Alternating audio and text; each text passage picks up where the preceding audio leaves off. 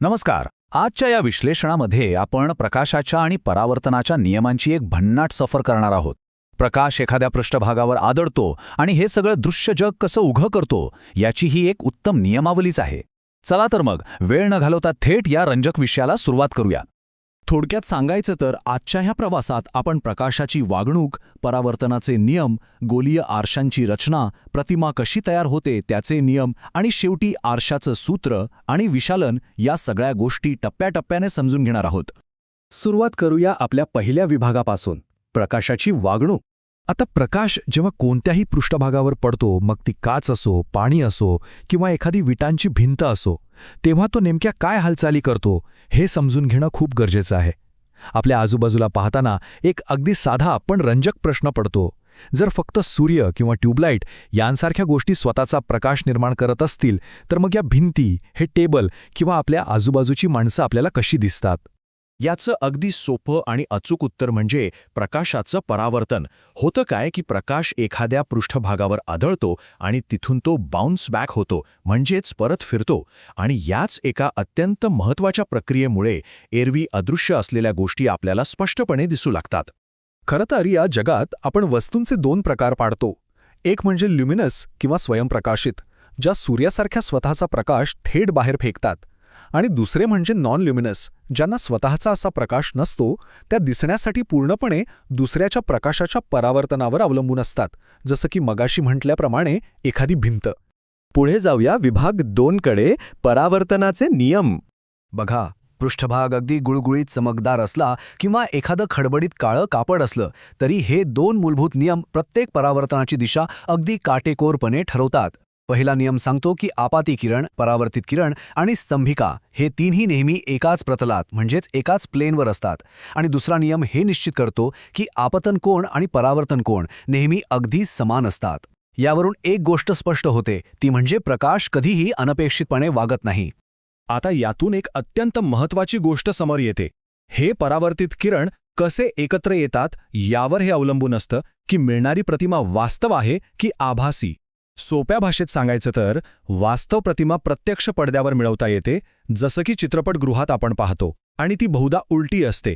तर आभासी प्रतिमा फक्त आरशात दिसते, तिला पडद्यावर मिळवता येत नाही आणि ती नेहमी सरळ असते. चला आता वळूया विभाग 3 कडे, गोलीय आरशांची रचना. जेव्हा आपण गोलीय म्हणजे गोलाकार आरशांचा विचार करतो, तेव्हा प्रकाशाच्या या खेळाचं मैदान कसं बदलतं ते बघण्यासारखे आहे. एका काचेच्या गोलाकार भागाला कापून आपण दोन वेगवेगळी साधनं तयार करतो. एक म्हणजे अंतर्वक्र आरसा, ज्याचा आतील पृष्ठभाग परावर्तक असतो. हा आरसा समांतर किरणांना गोळा करून एका बिंदूवर एकत्र आणतो. आणि दुसरा म्हणजे बहिर्वक्र आरसा, ज्याचा बाहेरील पृष्ठभाग परावर्तक असतो आणि जो प्रकाशाला दूर पसरवतो. हे दोन्ही आरसे प्रकाशाला अतिशय वेगवेगळ्या प्रकारे हाताळतात.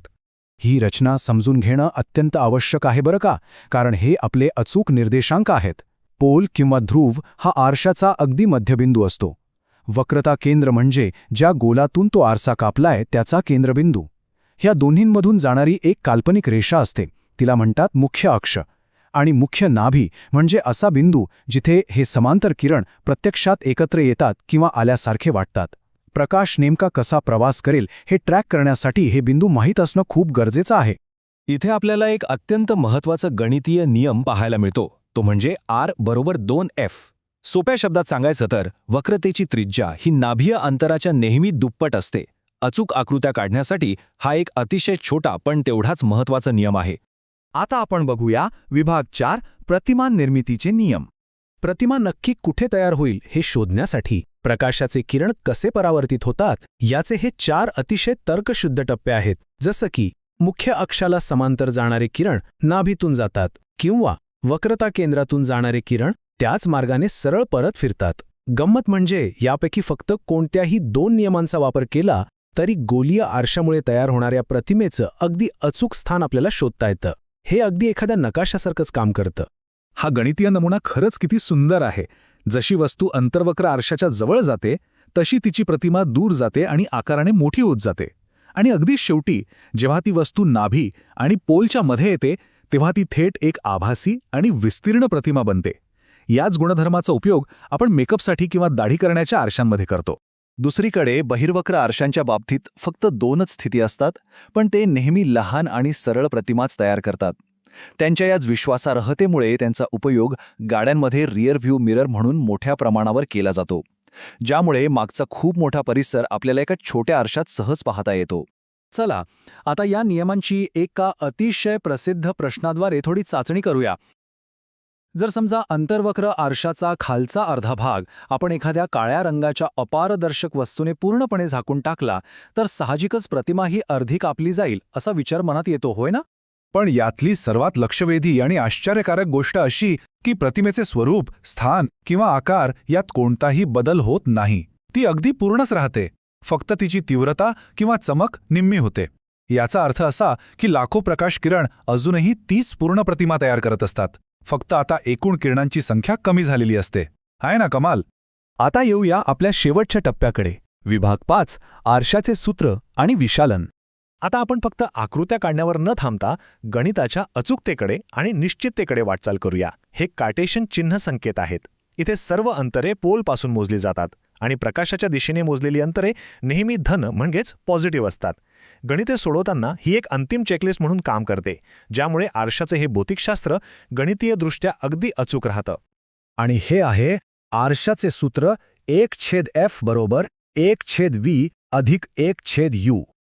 हे एक असं अत्यंत सुंदर गणितीय समीकरण आहे जे नाभीय अंतर, प्रतिमेचे अंतर आणि वस्तूचे अंतर या तिन्ही गोष्टींना एका अतूट सत्यात एकत्र बांधून ठेवतं.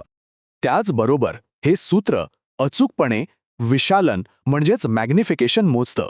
m बरोबर h2/h1 बरोबर -v/u. हे सूत्र फक्त प्रतिमा किती पटीने मोठी किंवा लहान झाली आहे हेच सांगत नाही, तर आलेलं वजा चिन्ह प्रतिमा उलटी झाली आहे हे देखील अगदी अचूकपणे स्पष्ट करतं. परावर्तनावरील हे सखोल विश्लेषण संपवताना एका अत्यंत रंजक प्रश्नाने आपण शेवट करूया.